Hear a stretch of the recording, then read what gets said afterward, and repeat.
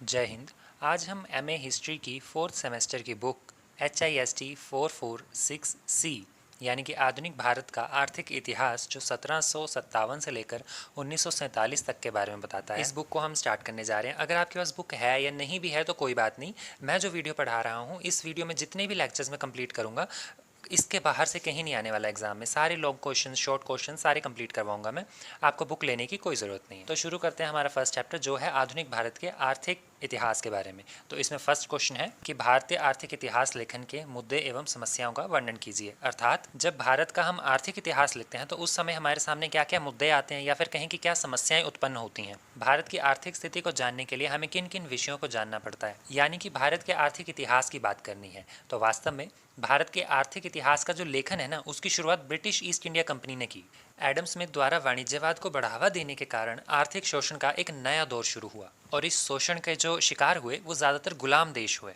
अधिकतर औपनिवेशिक विचारधाराओं का ये मानना है कि भारतीय अर्थव्यवस्था का जो विकास है ना वो अंग्रेज़ों के शासनकाल में हुआ, लेकिन ऐसा नहीं है। वेली, मार्शल, आलम और सुब्रमण्यम जैसे अन्य कोई इतिहासकारों ने स्वीकार नहीं किया इस विषय को, क्योंकि 18वीं शताब्दी भारत में युद्धों की शताब्दी रही है, परंतु फिर भी इस शताब्दी में जो भारत की अर्थव्यवस्था थी ना वो गतिशील नहीं थी। मुगल साम्राज्य का भले ही पतन हो चुका, लेकिन उसके बावजूद भी भारत की जो कृषि थी ना वो काफ़ी ज़्यादा विकसित थी। और 18वीं शताब्दी की ही बात की जाए तो दक्षिण भारत के जो बुनकर थे ना उनकी स्थिति तो इतनी ज़्यादा अच्छी थी कि इतनी अच्छी तो ब्रिटेन के बुनकरों की नहीं थी। तो अब हम आधुनिक भारत की जो आर्थिक स्थिति थी उसको जान लेते हैं। तो इसमें हमारे पास सबसे पहले है भारतीय हस्तशिल्प उद्योग। आधुनिक भारत यानी कि ब्रिटिश काल। तो ब्रिटिशों ने जो नीतियाँ चलाई ना भारत में, उसके कारण क्या हुआ कि जो मध्यकाल में हस्तशिल्प कला थी हमारी सबसे उत्तम थी, तो वह आधुनिक भारत में आके बिल्कुल उसका पतन हो गया।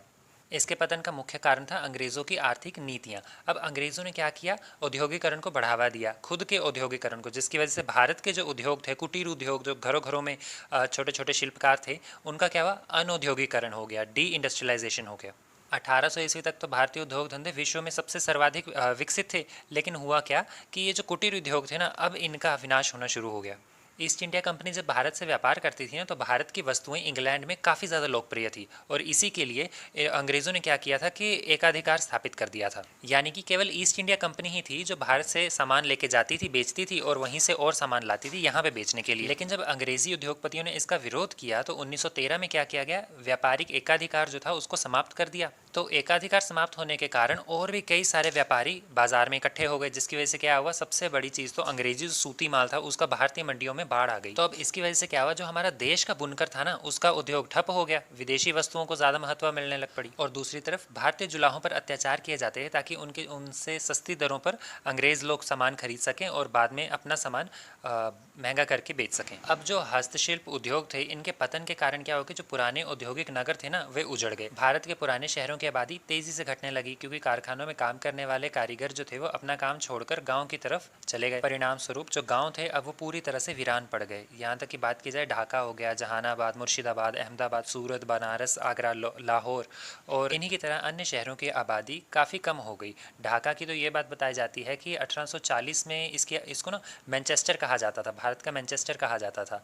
तो उसकी आबादी कितनी थी, 1.5 लाख आबादी थी, और वो जो घटकर केवल 30,000 रह गई थी। तो अब जो लोग शिल्प उद्योग छोड़कर गांव की तरफ चले गए थे उन्होंने गांव में कोई ना कोई काम तो करना था, तो उनकी वजह से क्या हुआ, भूमि पर बोझ बढ़ गया। कैसे, क्योंकि उन्होंने खेती करना आरंभ कर दिया। शिल्पकारों द्वारा कृषि व्यवसाय अपनाए जाने के कारण क्या हुआ कि जो कृषि और उद्योग थे ना इन दोनों के बीच में जो संबंध था ना, संतुलन, वो बिगड़ गया। एक रिपोर्ट के अनुसार 1899 में 61% भारतीय जो थे वो कृषि करते थे, लेकिन 1921 तक आते आते यानी कि 21 सालों में ये बढ़कर 73% हो गया।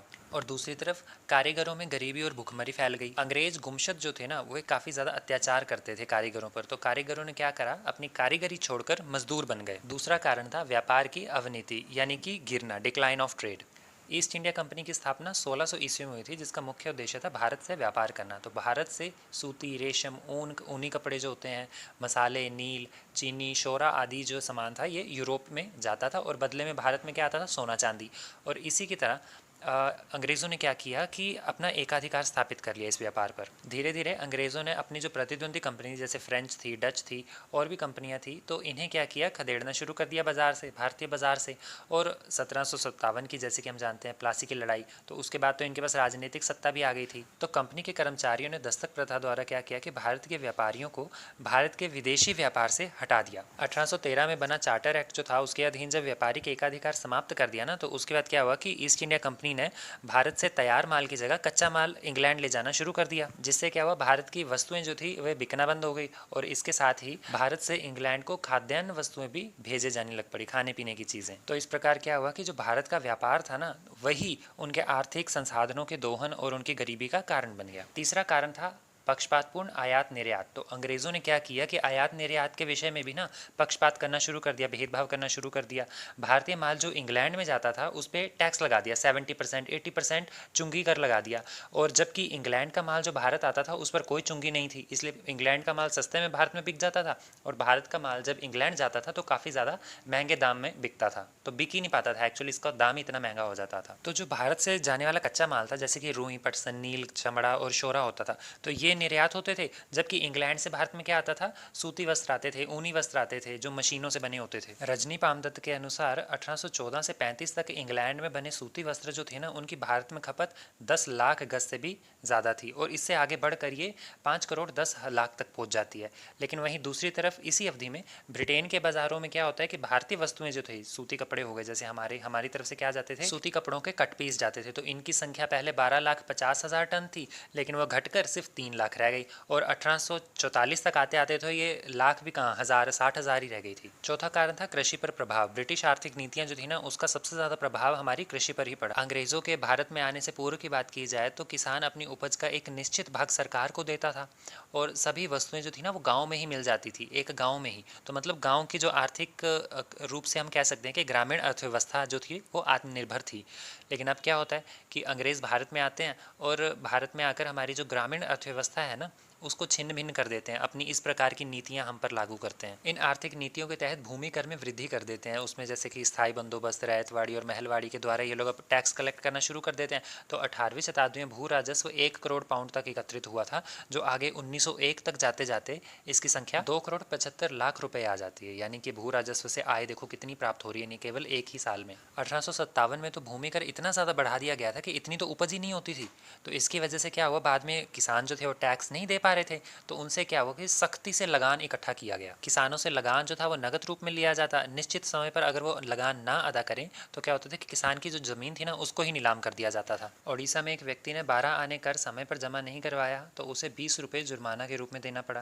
पंजाब प्रांत में 1897 में भूमि कर अदा नहीं करने वाले ना लोगों के विरुद्ध कार्यवाही की गई, तो 50,000 लोगों के खिलाफ वारंट जारी हो गया। तो अब किसानों ने कर चुकाने के लिए ऋण लेना आरंभ कर दिया, और ऋण किन से मिलता था, साहूकारों से मिलता था। वे कर्जा देते थे और बदले में फिर उसकी जो ब्याज दरें होती थी वो बहुत ज़्यादा होती थी। मानो कि जो किसान की मृत्यु के बाद भी जो उसका कर्जा था ना, वो उसकी अगली पीढ़ी को चुकाना पड़ता था, तो एक तरह से फिक्स्ड ही हो गया था। तो इसकी वजह से वंशानुगत ऋणग्रस्तता का जन्म हुआ। बैंकिंग समिति के अनुसार पंजाब में ऋणग्रस्तता की कुल राशि 1991-21 की बात कर लें तो वह 90 करोड़ रुपए थी, जो बढ़कर अगले ही 10 साल नहीं 9 सालों में 1929 में ही 135 करोड़ हो गई थी, और ये आगे चलकर 220 अरब रुपए तक पहुंच जाती है। करीब 80% जो किसान थे ना भारत के, वो साहूकारों के ऋणी हो गए थे। एक तरफ भूमि पर बोझ बढ़ता जा रहा, जैसे मैंने बताया कि पहले 61% जनसंख्या जो थी वो कृषि पर निर्भर थी, लेकिन अब 73% हो गई। और दूसरी तरफ भूमि पर व्यक्तिगत स्वामित्व की भी स्थापना कर दी अंग्रेजों के भारत आगमन से पहले ज़मीनें खरीदी या बेची नहीं जाती थी, वो राजा की होती थी, और वे उन किसानों को आगे बोने के लिए देता था। लेकिन लॉर्ड कॉर्नवालिस द्वारा 1793 में जो स्थायी बंदोबस्त लागू किया गया था, उसके तहत क्या किया गया कि बंगाल के जो जमींदार थे ना, अब वे ज़मीन के स्वामी बन गए थे। पहले तो वे सिर्फ टैक्स कलेक्ट करते, लेकिन अब वो उन ज़मीनों के स्वामी बन गए थे जहाँ जहाँ से वो टैक्स कलेक्ट करते थे। तो बाद में समूचे भारत में लागू कर दिया। रायतवाड़ी के द्वारा तो निजी मलकियत जो होती थी ना, उसका सिद्धांत भी लागू कर दिया। इसके बाद भूमि का बंटवारा होना आरंभ हो गया। ब्रिटिश काल में ज़मीनों का खरीदना और बेचना आरंभ हो गया, जिसकी वजह से जो हमारे संयुक्त परिवार थे उनका विघटन हो गया। खेतों पर निजी स्वामित्व होने के कारण कृषि का वाणिज्यकरण होना शुरू। वाणिज्यकरण मतलब लोगों ने अब खेती को एज अ बिजनेस के रूप में देखना शुरू कर दिया। ऐसी फसलों का निर्माण उगाना शुरू कर दिया जिनके बदले में बाजार में काफ़ी ज़्यादा वैल्यू मिले। पहले भारतीय लोग अनाज उगाते थे, गेहूँ, जौ, चावल। लेकिन अब क्या हुआ, सरकार ने भारतीयों को यह आदेश दे दिया कि आप औद्योगिक फसलें उगाओ जो उद्योगों में काम आती हैं, जैसे कपास होता है, जूट, नील, अफीम, चाय, गन्ना। तो इस तरह के तिल हो गए, तो इनकी खेती करना आरंभ कर दो और बाध्य किया भारतीय किसानों को इसको करने के लिए। तो अब अंग्रेज़ों के काल में क्या हुआ कि भारत की कृषि जो थी ना वो काफ़ी ज़्यादा गिर गई, हम अत्यंत पिछड़े हो गए। भूमि का छोटे छोटे टुकड़ों में बट जाना, उसका व्यवसायीकरण हो जाना, और ऊपर से भू राजस्व की कठोर दरें थी, भू राजस्व है ना कितनी सख्ती से लिया जाता था, हस्तशिल्प उद्योग जो थे उनका भी पतन हो चुका था, बाकी परिवार जो थे वो इन्हीं छोटे छोटे खेतों पर निर्भर थे। तो क्या हुआ कि किसान प्रतिदिन गरीब होते चले गए। इसी गरीबी के कारण और जो अंग्रेज़ों की जो आर्थिक नीति थी इसके कारण क्या हुआ, अकाल गरीबी और भुखमरी भी फैलने लग पड़ी। और ये जो अकाल गरीबी भुखमरी थी ना, ये कोई प्राकृतिक आपदा नहीं थी, ये अंग्रेज़ों की आर्थिक नीति का परिणाम थी, क्योंकि भू राजस्व की दरों में काफ़ी ज़्यादा वृद्धि कर दी गई थी और भारतीय हस्तशिल्प उद्योग जो थे उसका भी पतन हो चुका था। कृषि पर भी बढ़ता बोझ जो था वो बहुत बड़ा कारण था इसका। अंग्रेजी शासन के शोषण का जो भयंकर रूप था ना वो एक अकाल के रूप में देखने को मिला। और 1770 से 1900 तक की बात कर ली जाए ना तो 130 सालों में कुल 24 भयंकर अकाल पड़े और अगले 50 सालों में 17 अकाल पड़े। 1943 में केवल बंगाल में ही अकाल से 30 लाख लोगों की मृत्यु हुई। इसके बाद पुराने जमींदार जो थे वो तबाह हो गए और नए जमींदार वर्ग का उदय हो गया। बंगाल में स्थायी बंदोबस्त, मद्रास में रैयतवाड़ी, दिल्ली के आसपास के जितने भी क्षेत्र थे उनमें महलवाड़ी जैसी व्यवस्थाएं लागू कर दी। जो भारतीय सामंतवाद था ना उसके अनुसार भूमि के जो राजस्व पर अधिकार रखने वाले कौन होते थे, जमींदार। लेकिन अब क्या है, जमींदार ही भूमि के राजा हैं। तो इससे क्या हुआ, एक बड़ा वर्ग किसानों के शोषण के लिए तैयार हो गया। फिफ्थ पॉइंट है ग्रामीण स्वायत्तता का अंत। तो पहले भारत के गांव जो थे वो आत्मनिर्भर थे, तो जिन लोगों के पास ज़मीनें नहीं होती थी तो वे लोग भले अनाज नहीं उगा पाते थे निश्चित रूप से, तो वे कोई और काम कर लेते थे गांव में, जैसे कि लोहार, सुनार, धोबी, नाई, तेली और कुम्हार होते थे। लेकिन अब अंग्रेज़ों ने अपनी वस्तुएं बेचने के लिए गांव के दस्तकारी जो उद्योग होते थे उनको नष्ट कर दिया। दूसरी तरफ बंगाल के दस्तकारी उद्योगों को दमनकारी नीतियों से कुचलने का प्रयास किया और कई प्रकार के कानून लगा दिए जिससे कि वे नष्ट हो गए। और इन्हीं की आर्थिक नीतियों के कारण नए सामाजिक वर्ग का उदय भी हुआ। हम देखते हैं कि अंग्रेज़ों की कृषि और भू राजस्व की जो संबंधित नीतियां थी उसी के परिणाम स्वरूप नए सामाजिक वर्ग का उदय हुआ और ये सामाजिक वर्ग कहलाया जमींदार वर्ग। ये ज़मींदार कठोरता से धन लेते थे किसानों से कर के रूप में, और फिर बाद में किसानों को जिनसे ऋण लेना होता था वही कौन होते थे, महाजन, या फिर जिन्हें हम साहूकार भी कहते हैं। तो इसका भी उदय हुआ। आधुनिक कृषि के विकास के साथ साथ भारत में मजदूर वर्ग का भी आरंभ हुआ। और दूसरी तरफ 19वीं सदी के प्रारंभिक आदर्शों में क्या हुआ कि भारत में जो पूंजीपति वर्ग था ना उसका उदय बहुत ही अच्छी तरह से हुआ और बाद में यही लोग आगे राजनीति में भी देखने को मिलते हैं। सेवन्थ पॉइंट है भारतीय धन की निकासी। अब भारत से जो वस्तुएं आती थी पहले हम बेच के पैसा कमाते थे, लेकिन अब क्या हमारे पास इतना पैसा है कि अंग्रेज़ों ने क्या किया, हमारा ही पैसा उठा के दोबारा इंग्लैंड भेजना शुरू कर दिया। भारत की पूंजी और वस्तुएं भारत से बाहर इंग्लैंड जाती थी और इसके बदले में भारत को कुछ भी प्राप्त नहीं होता था। यद्यपि हम ये देखते हैं कि इन अंग्रेज़ों से पहले भी हमारे पर काफ़ी सारे लोगों ने हम शासक करने का प्रयास किया। यूनान थे, शक, कुषाण, अरब, तुर्क, अफगान थे, तो ये आक्रमणकारी थे, भारत आते थे, धन लूट के चले जाते थे। लेकिन अंग्रेज़ों ने क्या किया, यहाँ पे बस के सारा का सारा धन लूटा भी और अपने मूल राष्ट्र इंग्लैंड भेजा। भारत का धन ये लोग किस तरह से व्यय करते थे कि ये तो कहते थे कि हमने कर जो आपसे लिया है वो जा रहा है, दूसरी तरफ कहते थे कि अधिकारियों, अंग्रेजी अधिकारियों को जो वेतन है वो खुले रूप से बांटते थे ताकि ये भी धन वापस इंग्लैंड ही पहुंचेगा जाके। और सस्ती कीमत में भारत से कच्चा माल लेते थे और इंग्लैंड जाके उसको तैयार करते थे और तैयार माल दोबारा भारत की मंडियों में बेचने के लिए वे ऊंची दरें लगाते थे। और यही धन फिर इसके बाद ये लोग क्या करते थे, रेलवे, डाक, बैंकिंग, बीमा कंपनियां जो थी इस क्षेत्र में लगा रखा था। तो मतलब मिलियंस ऑफ डॉलर्स इंडिया से इंग्लैंड पहुंचाए गए। भारत की आर्थिक स्थिति की जानकारी हमें उद्योगों से भी प्राप्त होती है। भारत में आधुनिक उद्योगों की स्थापना। ब्रिटिश पूंजीपतियों ने अधिक लाभ कमाने हेतु भारत में बीमा कंपनियां, बैंक, प्रबंधन एजेंसी और आयात निर्यात कंपनी के माध्यम से पूंजी लगाई। भारत में मशीनी युग का आरंभ 1850 के दशक में सूती वस्त्र उद्योग से शुरू हुआ था, जो आगे चलकर पटसन उद्योग और कोयला खनन उद्योग से भी आरंभ माना जाता है। 20वीं सदी के प्रारंभ तक भारत में मशीनों पर आधारित अन्य उद्योग भी विकसित हो गए थे, जैसे कि बिनोला उद्योग थे, तेल उद्योग, चावल और आटे की मिलें शुरू हो गई थी, इमारतों में लगने वाली लकड़ी की मिलें, चमड़े के उद्योग, ऊनी वस्त्र उद्योग, चीनी उद्योग, कागज उद्योग वगैरह ये सब उसमें सम्मिलित थे। खानों की बात कर ली जाए तो लोहे की खदानें, इस्पात की खदानें, नमक की खदानें, अभ्रक की खदानें, शोरा की खदानें भी विकसित हो गई थी। 1930 में और भी उद्योग धंधे विकसित हुए जिसमें कि सीमेंट उद्योग था, चीनी उद्योग, कागज उद्योग, माचिस, शीशा, तो ये सब चीज़ें शामिल थीं। 1930 में तो चीनी उद्योग जो था ना उसको भारतीयों ने भी विकसित किया था, मतलब भारतीयों की पूंजी भी लगी थी चीनी उद्योग में। आधुनिक भारत की आर्थिक स्थिति में यातायात और संचार साधनों का भी विकास हुआ। इसमें सबसे पहले हमें रेलवे का विकास अब देखने को मिलता है कि भारत में बम्बई से ठाणे तक 1833 में पहली बार रेलवे चलाई गई थी और इसका निर्माण आगे चलकर फिर से बढ़ता गया और 1849 के समय में तो ये 4000 मील हो गई थी। यही रेल मार्ग 1915 तक आते आते 35,000 से भी ज़्यादा मील भारतीय भूमि पर फैला हुआ था और 1906 में 2 करोड़ से भी ज़्यादा लोग इसमें सफ़र करते थे। वहीं दूसरी तरफ अंग्रेज़ों ने अपने व्यापार को लाभ पहुंचाने के लिए सड़कों का निर्माण किया। लॉर्ड डलहौजी ने अपने शासनकाल में कलकत्ता को दिल्ली से जोड़ने वाला जीटी रोड, जिसे ग्रांड ट्रंक रोड भी कहा जाता है, उसका निर्माण किया। और 1929 में तो सड़क कोष नाम की एक संस्था की भी स्थापना की। डाक और तार व्यवस्था भी लॉर्ड डलहौजी द्वारा चलाई गई सर्वप्रथम भारत में, जो कि कलकत्ता से आगरा के बीच चली थी। और उसमें उस समय जब हम चिट्ठी भेजते थे अंग्रेज़ों के आगमन से पहले पैदल या फिर घोड़ा गाड़ियों के द्वारा संदेश भेजा जाता था, लेकिन लॉर्ड डलहौजी ने क्या किया कि 2 पैसों की टिकट लगाई और उसी टिकट के माध्यम से पहली बार कलकत्ता से लेकर आगरा के बीच तार व्यवस्था शुरू हुई। बाद में कलकत्ता से बम्बई, पेशावर, मद्रास अलग अलग इलाकों में भारत में फैलने लगी। 10th पॉइंट है आधुनिक वित्तीय संस्थाओं का उदय। अब अंग्रेजी पूंजीवाद जो थे ना, मतलब पूंजीपति, वे अपनी पूंजी को निवेश करना चाहते थे भारत में। तो भारत में आधुनिक रूप से क्या हुआ, वित्तीय संस्थाओं, बैंकों, बीमा प्रणाली जो थी, बीमा कंपनियों की स्थापना हुई। इसी के साथ भारत में 4 प्रकार की वित्तीय संस्थाओं का उदय हुआ। रिजर्व बैंक ऑफ इंडिया की 1924 में हुई स्थापना, इंपीरियल बैंक ऑफ इंडिया 1921 में, और इसके बाद एक्सचेंज बैंक और इंडियन ज्वाइंट स्टॉक बैंक भी अस्तित्व में आया। 75% भारतीयों का जो पैसा था ना, वो इन्हीं बैंकों में था। बाकी 25% लोग ही थे जिनका पैसा भारतीय बैंकों के अधीन था। नेक्स्ट है भारतीय धन का अपव्यय। तो होता क्या है कि अंग्रेज़ों ने भारतीयों का शोषण तो किया ही किया, हमारा जो पैसा था ना, खून पसीने से कमाया हुआ पैसा, उसका भी काफ़ी अपव्यय किया। कैसे? भारत से वसूले गए भूमि कर का 90% तो, और बाकी अन्य करों की बात कर ली जाए तो उसका भी 40 से 50% तो सरकार ने सेना के खर्च पर लगा दिया, जिसका उपयोग भारत की सुरक्षा के लिए नहीं किया जाता था। इस सेना का उपयोग चीन, अफ्रीका या फिर एशिया के अन्य देश जो थे उपनिवेशों में हथियारों को सप्लाई करने में किया जाता था, या फिर बात की जाए कि उनके ऊपर आक्रमण करने के लिए किया जाता था। इसकी तुलना करने से हमें पता चलता है कि इंग्लैंड में जो सेना है ना, उसके ऊपर टोटल 19% इस हमारा जो कर हम देते थे उसका उपयोग करते थे। जापान में 16% और इटली में 13% किया जाता था सैनिकों के ऊपर खर्च। इस फिजूल खर्चे का एक और नमूना हमें 1878 में देखने को मिलता है, जब भारत के अन्य विभिन्न भागों में अकाल पड़ा हुआ था, लेकिन दिल्ली में महोत्सव मनाया जा रहा था। क्यों? क्योंकि महारानी विक्टोरिया जो है उसे भारत की साम्राज्ञी घोषित कर दिया गया था, तो लाखों रुपए उस पर खर्च किए गए उस खुशी को मनाने के लिए।